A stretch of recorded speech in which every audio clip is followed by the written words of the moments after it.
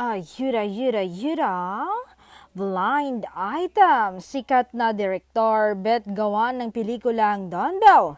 Say ng direktor, nung mabalitaan ko na gusto nilang gumawa ng matured role, napanood ko kasi ang interview ni MJ Felipe kay Donnie Pangilinan. Ay, hindi na ako nagdalawang isip. Sabi ko, ako na ang susunod na makakatrabaho nila.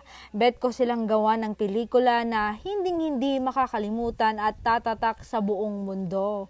Dagdag pa ng direk, nakita ko kasi ang potential ng dalawa. Pinanood ko kasi lahat ng projects nila, simula una at hanggang sa huli. At nakita ko kung gaano sila kagaling na artista at habang tumatagal ay lalo pa silang gumagaling. At sana next year makatrabaho ko sila. I-manifest natin lahat yan.